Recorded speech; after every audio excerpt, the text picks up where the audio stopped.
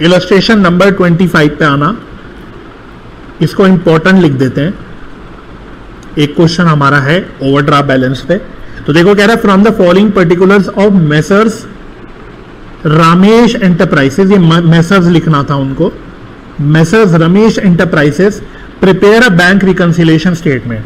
तो देखो सबसे पहले उसने आपको क्या दे दिया, bank overdraft as per passbook as on 31 March was 88,000 है ना। तो यहां उसने क्लियरली बोल दिया कि भाई यहां ओवरड्राफ्ट बैलेंस है, वो भी कहां पे, पासबुक पे। तो this is an unfavourable balance as per passbook, ठीक है। अब यहां तो भगवान का आशीर्वाद है कि सवाल ने क्लियरली ओवरड्राफ्ट लिख दिया। अगर क्वेश्चन चाहता, आपका दिमाग टेस्ट करना चाहता, आपका कॉन्सेप्ट टेस्ट करना चाहता, तो वो यहां ओवरड्राफ्ट बैलेंस लिखने की जगह पता है क्या लिख सकता था, डेबिट बैलेंस। वो यहां ये भी लिख सकता था कि debit balance as per passbook is 88,000। तो ऐसे भी क्वेश्चन में लिखा मिल सकता है आपको। तो आपको दिमाग लगाना है कि भाई पासबुक का डेबिट बैलेंस है, इसका मतलब वो एक ओवरड्राफ्ट बैलेंस है, ठीक है। इसलिए आपको इतना मैंने कॉन्सेप्ट में सब कुछ लिखवाया है। एनीवे, मुद्दे की बात यह है कि ये एक ओवरड्राफ्ट बैलेंस आपको दे रखा है पासबुक का। फिर आपको देखो बहुत सारे आइटम्स दे रखे हैं। मैं क्या कर रहा हूं, मैं एक बार क्विक रीड मार रहा हूं। आपको मेन रिक्वायरमेंट तो पता ही है, आपको बैंक रिकंसिलिएशन स्टेटमेंट बनाना है, बट क्विकली एक बार इसको रीड कर लेते कि क्या क्या दे रखा है, ठीक है। उसके बाद फिर मैं अपना सवाल पे आ जाऊंगा, अपने आंसर पे आ जाऊंगा। कह रहा है check deposited in bank for 58,000 but only ₹20,000 was clear till 31 मार्च। हमने अपने बैंक में 58,000 के चेक जमा करे, जिसमें से सिर्फ 20,000 के चेक जो हैं वो 31 मार्च तक जमा हो पाए।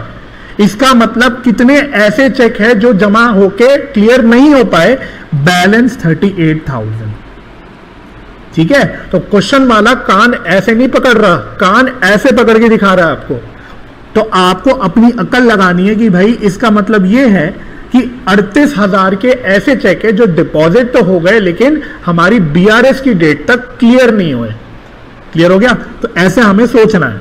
देखो इसी तरह से सी पॉइंट में क्या लिखा है, चेक इशूड वर 25,000, 38,000, 20,000। तो ध्यान रखना बच्चों, जब भी चेक इशू की बोलता है तो इसका मतलब वो पेमेंट की बोल रहा है कि हमने चेक से कोई पेमेंट करी। 25,000, 38,000, 20,000, तो टोटल कितना आ गया फटाफट से बताओ। तो 45, 75, 83, शायद टोटल आ रहा है 83। तो टोटल हमने 83,000 की चेक की पेमेंट करी ड्यूरिंग द मंथ। तो cheque of 58,000 is still with the supplier. लो जी, कह रहा है इसमें से जो 58,000 है, अब 58,000 ये होगा शायद। तो ये कह रहा है कि 58,000 रुपीज का जो इसमें से चेक है वो अभी तक सप्लायर ने अपनी जेब में रखा हुआ है, वो उसने बैंक में जाके जमा नहीं करा। इसका मतलब क्या हुआ कि 58,000 रुपीज का चेक पेमेंट ऐसा है जो चेक हमने इशू कर दिया बट अभी वो प्रेजेंट नहीं हुआ for payment, but not presented for payment. बात समझ में आ रही है, ठीक है। फिर डी से शायद पॉइंट्स तो अब डायरेक्ट से हैं। कह रहा है dividend collected by bank 12,500 was wrongly entered in 15,200 in the bank column of cash book. तो यहां हमने एक कैश बुक में एरर कर रखी है। डिविडेंड आया तो 12,500 का, लेकिन गलती से हमने अपनी कैश बुक में इसको 15,200 पे दिखा दिया। तो ये हमने कैश बुक में एरर कर दी। फिर ई में कह रहा है amount transferred from FD account into the current account ₹20,000 appeared only in passbook. इसका सिंपल मीनिंग ये हो गया कि हमारे पासबुक में एक पैसा जमा हो रखा है, कितने रुपए का, 20,000 का। एफडी मतलब मेरी इन्वेस्टमेंट है। एफडी पता होगा आपको, एक इन्वेस्टमेंट होती है। तो मैंने अपनी एफडी तोड़ी होगी, तो एफडी टूटते ही हमारे बैंक अकाउंट में पैसा आ जाता है, राइट। तो हमने अपनी एफडी तोड़ी तो हमारे बैंक अकाउंट में 20,000 रुपए आ गए, लेकिन ये 20,000 रुपए सिर्फ पासबुक में नजर आ रहे हैं, कैश बुक में नजर नहीं आ रहे। ये पॉइंट है। फिर एफ में कह रहा है interest on overdraft ₹9300 was debited by bank in passbook and the information was received only on 3 अप्रैल। कह रहा है कि हमारा कुछ इंटरेस्ट का खर्चा डेबिट हो गया या चार्ज हो गया हमारे बैंक अकाउंट से 9300 का, जो सिर्फ कहां पे आ रहा है, पासबुक में आ रहा है। अभी कैश बुक में नहीं आ रहा, बिकॉज हमें 3 अप्रैल तक तो पता ही नहीं लगा कि हमारे इंटरेस्ट कट गया हमारे अकाउंट से। तो हमारी कैश बुक में नहीं आ रहा ये, लेकिन पासबुक में आ रहा है। तो ऊपर के दोनों भी पॉइंट ऐसे हैं जो कैश बुक में नहीं आ रहे लेकिन पासबुक में आ रहे हैं। दोनों भी पॉइंट, ठीक है। जी कह रहा है direct deposit of messrs Nabin traders ₹4,000 not entered in bank column of cash book. Again एक ऐसा है, एक डिपॉजिट है जो कैश बुक में नहीं आ रहा है लेकिन पासबुक में आ रहा है। और एच कह रहा है corporation tax ₹12,000 paid by bank as per standing instruction appears in passbook only. फिर से वही पॉइंट, मतलब सारे एक ही पॉइंट डाल दिए। एक पेमेंट आ रही है कोई टैक्स की, कॉर्पोरेट टैक्स की, जो सिर्फ पासबुक में नजर आ रही है, कैश बुक में नजर नहीं आ रही। तो देखा जाए तो सारे पॉइंट ऐसे हैं, पहले दो पॉइंट तो टाइमिंग डिफरेंस से रिलेटेड है ना, और बाकी पॉइंट ऐसे हैं जो कैश बुक में नहीं आ रहे लेकिन पासबुक में आ रहे हैं। चलो आई होप आप बात समझ गए होंगे। चलो तो बनाते हैं, मेरे साथ साथ बनाना आप भी बैंक रिकंसिलिएशन स्टेटमेंट प्रॉपर्ली। हमें नहीं फर्क पड़ता सर कि हमारे एग्जाम एमसीक्यू में होंगे, हमें तो सब सीखना है, क्योंकि हमें बैंक रिकंसिलिएशन स्टेटमेंट आगे पढ़ना भी है और जिंदगी में बनाना भी है। तो हमें अच्छे से पता होना चाहिए कि बैंक रिकंसिलिएशन स्टेटमेंट कैसे बनाई जाती है। तो हम प्रॉपर्ली बनाएंगे bank reconciliation statement as on 31 March. क्या डेट दे रखी थी, ईयर क्या था, 2021, ठीक है। चलो तो एक कॉलम पर्टिकुलर्स का, ठीक है, और हमने बोल रखा है कि हम तो प्लस माइनस प्रेजेंटेशन कर रहे हैं, तो ये माइनस आइटम का कॉलम हो गया, ये प्लस आइटम का कॉलम हो गया, ठीक है। चलो तो स्टार्टिंग पॉइंट क्या है, आप मेरे से आगे बढ़ बढ़ के भी कर सकते हो अगर आपको करना है, कोई दिक्कत नहीं मेरे को। सबसे पहले उसने दे रखा है overdraft balance as per passbook, और हमने क्या सीखा, ओवरड्राफ्ट बैलेंस आपको हमेशा कहां लिखना है, माइनस आइटम के नीचे। ये थोड़ा ना उल्टा कर दो, मतलब ऐसा कोई रूल नहीं है, लेकिन ये थोड़ा सा उल्टा कर दो, पहले प्लस आइटम दिखाओ फिर माइनस आइटम दिखाओ। तो इसको जरा सही कर देते हैं, थोड़ा अजीब लग रहा है। यहां प्लस आइटम लिखते हैं, यहां माइनस आइटम लिखते हैं, ठीक है, ये बेटर है, मतलब कुछ भी कर सकते हो आप।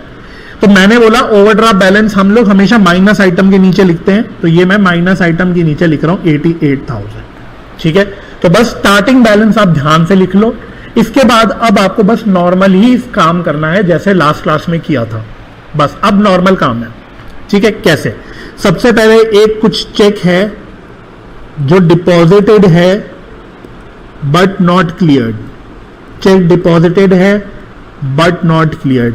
कितने रुपए का था ये हमने इनडायरेक्टली बोला था, हमने बोला था भाई टोटल 58,000 के चेक जमा करे हैं, जिसमें से 20,000 के चेक ही क्लियर हुए। इसका मतलब बैलेंस 38,000 के चेक अभी क्लियर नहीं हुए, ठीक है। अच्छा, अब इसका क्या करोगे आप, तो वही जैसे लास्ट क्लास में सीखा था हमने, चेक डिपॉजिटेड, हमने तो चेक जब जमा किया तो हमने अपनी कैश बुक बढ़ा दी लेकिन पासबुक नहीं बढ़ी। अब ध्यान ये रखना है कि हम पासबुक से शुरुआत कर रहे हैं, ये बात ध्यान रखना कि अब हम पासबुक से शुरुआत कर रहे हैं, हम पासबुक से चल रहे हैं और कैश बुक पे आ रहे हैं। तो अब वही सोचो, कैश बुक बढ़ गई, पासबुक नहीं बढ़ी, तो पासबुक से कैश बुक में आने के लिए अब मैं पासबुक को भी बढ़ा दूंगा, यानी इसको मुझे कहां लिखना चाहिए, प्लस आइटम के नीचे, ठीक है। तो ये मैं कहां लिख दूंगा, 30,000 प्लस आइटम के नीचे 38 है, सॉरी 38,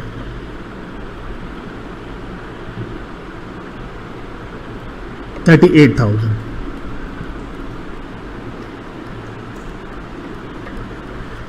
ठीक है। तो 38,000 में प्लस आइटम के नीचे लिख दूंगा। बच्चों इस वक्त बिल्कुल आंसर मत देखना, आप आंसर देख के कंफ्यूज हो जाओगे, तो आंसर की तरफ बिल्कुल नजर मत डालना। अपना आंसर अगर आपने खोला हुआ है तो उसके ऊपर अपना मोबाइल या कुछ रख दो। अभी आंसर, किताब के आंसर पे बिल्कुल झलक नहीं मारना, सिर्फ मेरे साथ साथ जैसे मैं कर रहा हूं मेरे साथ साथ करना है, ठीक है। चलो नेक्स्ट पॉइंट क्या था, नेक्स्ट पॉइंट था कि चेक इशू था लेकिन प्रेजेंट नहीं हुआ फॉर पेमेंट। लिख लो, cheque issued but not presented for payment, क्योंकि हमारे सप्लायर ने चेक अपनी जेब में रखा हुआ है तो उसने प्रेजेंट ही नहीं किया पेमेंट के लिए। तो जब मैंने चेक पेमेंट के लिए इशू किया होगा तो मैंने अपनी कैश बुक कम कर दी होगी, लेकिन पासबुक कम नहीं हुई क्योंकि वो प्रेजेंट ही नहीं हुआ। लेकिन अब मैं पासबुक से कैश बुक में आना चाहता हूं तो मुझे अब पासबुक को भी कम करना पड़ेगा, इसलिए मैं इसको कहां डाल दूंगा, माइनस आइटम के नीचे डाल दूंगा। तो कितना था ये अमाउंट, 58,000, ये डायरेक्टली दे रखा था सवाल ने 58,000, ठीक है। चलो आगे बढ़ो। चलो मैं ऐसे ए बी सी लिखते हुए चलता हूं, ठीक है। ये कौन सा था पॉइंट, ये बी था, हाँ ये बी पॉइंट था, ये सी पॉइंट था, अब डी पॉइंट आ गया। डी पॉइंट में कहा उसने कि dividend collected by bank 12,500 was wrongly entered as 15,200 in bank column of cash book. तो हमने बेसिकली जो डिविडेंड आया हमारे पास उसको ज्यादा अमाउंट पे रिकॉर्ड कर दिया, अपनी कैश बुक में एक्सेस अमाउंट पे रिकॉर्ड कर दिया, राइट। तो अब इसकी वजह से क्या हुआ होगा, डिविडेंड तो 12,500 का ही आया लेकिन हमने कैश बुक में ज्यादा अमाउंट पे दिखा दिया, तो मतलब कैश बुक का बैलेंस ज्यादा हो गया होगा एज कंपेयर टू पासबुक। तो मुझे अब पासबुक को भी उतने अमाउंट से बढ़ाना पड़ेगा। तो क्या लिखेंगे हम लोग, dividend received recorded at wrong amount. हमने कैश बुक में रॉन्ग अमाउंट पे इसको रिकॉर्ड कर दिया। और कितने रॉन्ग अमाउंट पे, तो देखो 15,200 पे हमने रिकॉर्ड कर दिया जबकि एक्चुअल अमाउंट था 12,500। तो मतलब मैंने एक्सेस अमाउंट पे रिकॉर्ड कर दिया। तो ये कितना आ रहा है अमाउंट, 15,200 माइनस 12,500, तो ये आ रहा है 2,700, ठीक है। और मैं अपनी पासबुक को भी बढ़ा दूंगा तो मैं प्लस आइटम में लिख दूंगा 2,700, ठीक है, क्योंकि कैश बुक का बैलेंस ज्यादा आ रहा होगा पासबुक से और मुझे पासबुक से कैश बुक में आना है तो मुझे पासबुक को और बढ़ाना पड़ेगा, राइट। ई पॉइंट देखो फटाफट से, amount transfer from FD to current account 20,000 appeared in passbook only.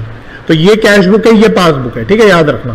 तो एक एफडी से पैसा मेरे अकाउंट में आया तो पासबुक तो बढ़ गई लेकिन कैश बुक में नहीं बढ़ी, कैश बुक में मैंने नहीं दिखाया। तो अब मुझे पासबुक से कैश बुक में आना है, पासबुक बढ़ी हुई है, कैश बुक कम है, अब मुझे पासबुक से कैश बुक में आना है तो मैं पासबुक को क्या कर दूंगा, कम कर दूंगा, ठीक है, पासबुक को कम कर दूंगा। तो कितने अमाउंट से कम कर दूंगा, लिख लेते हैं पहले, amount transferred from FD to current account not recorded in cash book.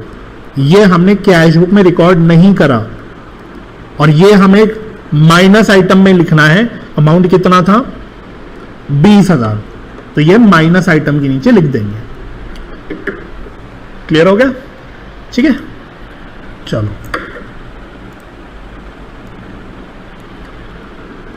F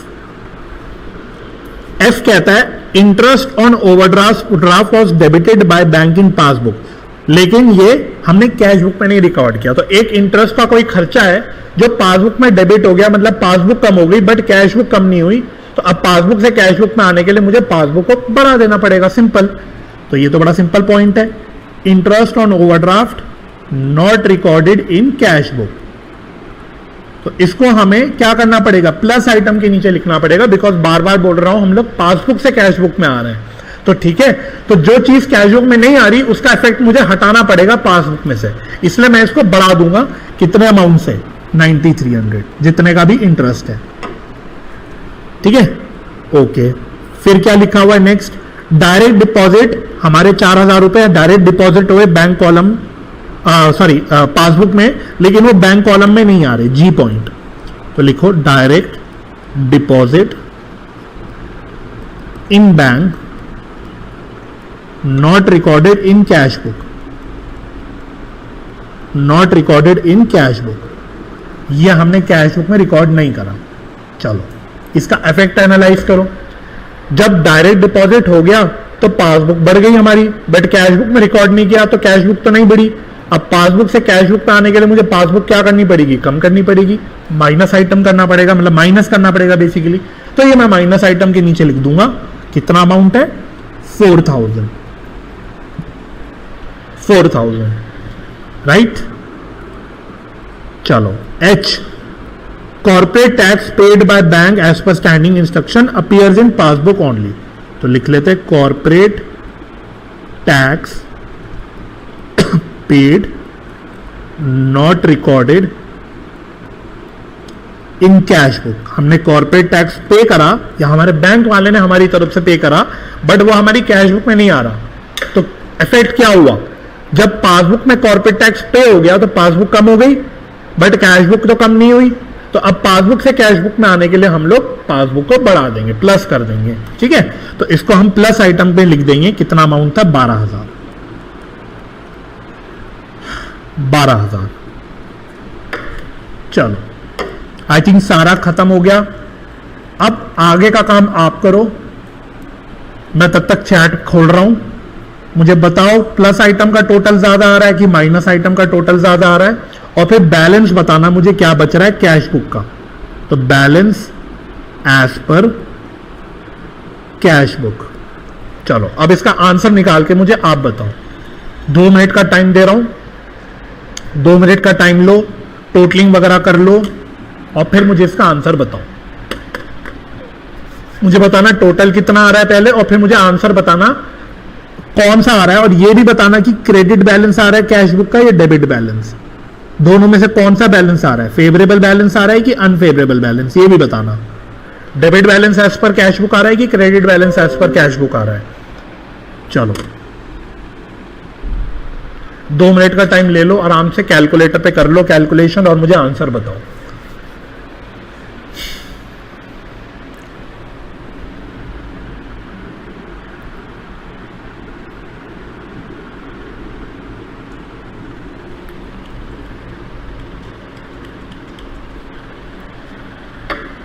चलो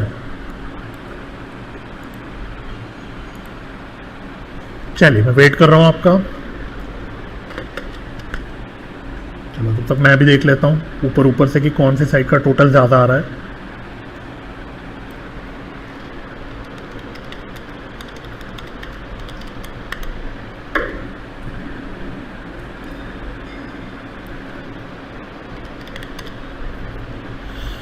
तो क्या टोटल 1,70,000 आ रहा है क्या? अच्छा गौरव कह रहे 1,08,000 अनफेवरेबल बैलेंस। अच्छा तो अनफेवरेबल बैलेंस आपको कैसे पता लगा? शायद माइनस आइटम का टोटल ज्यादा आ रहा है 1,70,000, फिर आपने निकाल लिया होगा कि यहां पे बैलेंस बच रहा है सर कितना, तो ये आपने बोला कितना बच रहा है 1,08,000। तो किताब से बिल्कुल मैच हो रहा है, तो सही लग रहा है आंसर। तो 1,08,000 तो यही आ रहा है क्या सबका आंसर? तो इसका मतलब बताओ डेबिट बैलेंस है कि क्रेडिट बैलेंस, मुझे जवाब दो। यहां मैं डेबिट बैलेंस बोलूं कि क्रेडिट बैलेंस बोलूं? अनफेवरेबल बैलेंस बिल्कुल सही बोल दिया आपने, बट अगर मैं पूछूं बताओ, एमसीक्यू में तो किसी भी फॉर्म में सवाल पूछ सकता है, अगर वो एमसीक्यू में पूछ ले कि बताओ ये डेबिट बैलेंस है कि क्रेडिट बैलेंस है, तो आप क्या बोलोगे? Debit balance as per cash book कि credit balance as per cash book? ठीक है, अनफेवरेबल बैलेंस तो आ गया सब बच्चों का। मुझे ये भी बता दो डेबिट बैलेंस आ रहा है कि क्रेडिट बैलेंस? इसको आप डेबिट बैलेंस बोलोगे कि क्रेडिट बैलेंस? देखो कर दिया ना यही झोल गौरव ने, इसलिए यही झोल होता है। गौरव कह रहे डेबिट बैलेंस, भाई debit balance as per cash book क्या होता है चेक करो नोट्स में। Debit balance as per cash book favourable balance होता है। आपका आंसर आया अनफेवरेबल बैलेंस।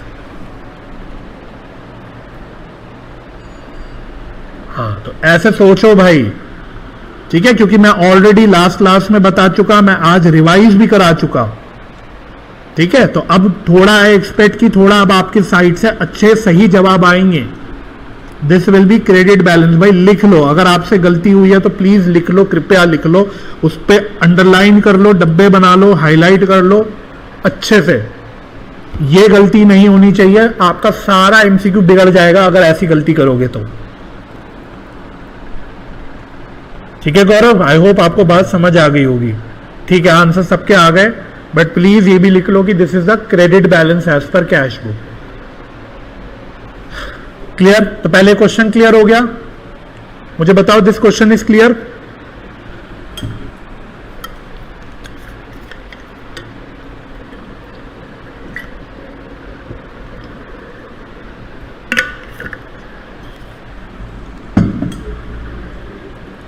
अच्छा, अब ये क्वेश्चन अगर क्लियर हो गया है तो मैं जरा आपको इसके आंसर में लेके आना चाहता हूं। अब आप चाहे तो आंसर के ऊपर अगर आपने कुछ छुपा रखा था तो हटा के एक बार जरा किताब का आंसर देखना।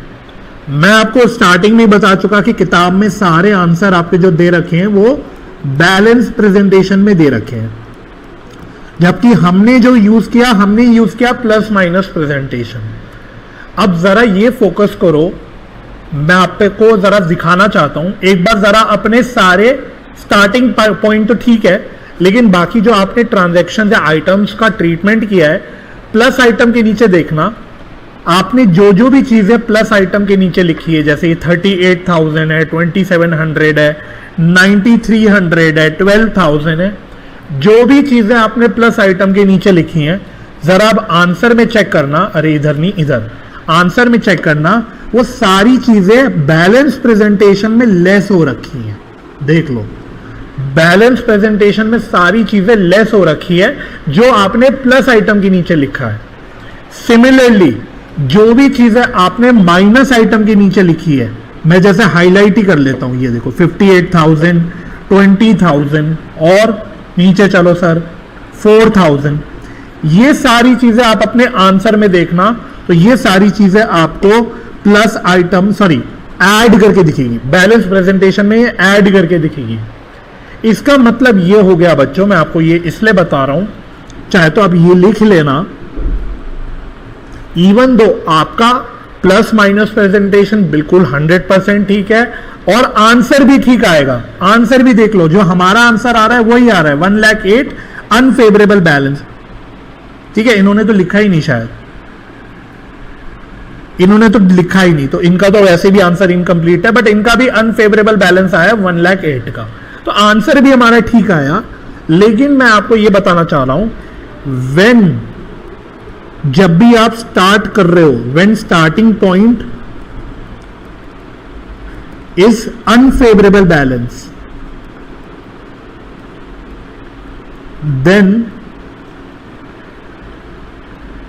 then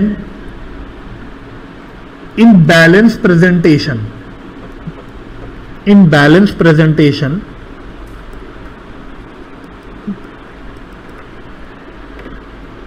items entered under plus item, जो जो चीजें आपने प्लस आइटम की नीचे लिखी है वो आप लेस करोगे, उल्टा चलोगे, और वैसे ही जो जो भी चीजें आपने एंटर करी, जो जो भी आइटम्स आपने एंटर करे अंडर माइनस आइटम, ये बैलेंस प्रेजेंटेशन में आपको ऐड करने पड़ेंगे उल्टा। तो मुद्दे की बात यह है कि बैलेंस प्रेजेंटेशन में उल्टा करना है। सिर्फ कौन से केस में याद रखना, हर बार नहीं, सिर्फ जब आपका स्टार्टिंग पॉइंट अनफेवरेबल बैलेंस है, जब आपका स्टार्टिंग पॉइंट अनफेवरेबल बैलेंस है, तब आपको उल्टा चलना है बैलेंस प्रेजेंटेशन में, उल्टा चलना है, उल्टा चलना है बैलेंस प्रेजेंटेशन में। ठीक है, तो अगर आपको बैलेंस प्रेजेंटेशन के हिसाब से सोचना पड़ रहा है, क्वेश्चन आपका ऐसे ही बना है, तो आपको पहले नॉर्मली सोचना है कि भाई मैं इसको माइनस आइटम के नीचे लिखूंगा कि प्लस आइटम के नीचे। तो आपका जब जवाब आ जाएगा कि भाई मैं ये प्लस आइटम के नीचे लिखूंगा, तो अब आपको उल्टा सोचना है कि बैलेंस प्रेजेंटेशन में प्लस आइटम का मतलब है लेस करना।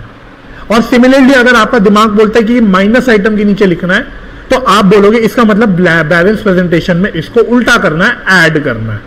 ठीक है, तो ये बात मैं इसलिए लिखवा रहा हूं बिकॉज एमसीक्यू में वो क्वेश्चन डिजाइन ऐसे कर सकता है कि वो डिजाइनिंग में बैलेंस प्रेजेंटेशन के हिसाब से पूछे। ठीक है, वो सिंपली ऐसे पूछ लेगा, when starting point is unfavourable balance as per passbook, then this item should be added या subtracted in bank reconciliation statement. तो ऐसे सवाल जब वो पूछेगा आपसे, तो आपको बैलेंस प्रेजेंटेशन के हिसाब से ही सोचना पड़ेगा। ठीक है, पॉइंट क्लियर हो गया ये? तो ये याद रखना, लेकिन बस कब कौन से केस में याद रखना भाई, ये सिर्फ अनफेवरेबल बैलेंस जब आपका स्टार्टिंग पॉइंट होगा, चाहे कैश बुक चाहे पासबुक, तभी आपको उल्टा सोचना है, वरना उल्टा नहीं सोचना, वरना तो सीधा ही सोचना है। ठीक है, तो क्रक्स हो गया कि when starting point is unfavourable balance, then balance presentation में उल्टा चलना है, उल्टा सोचना है। क्लियर?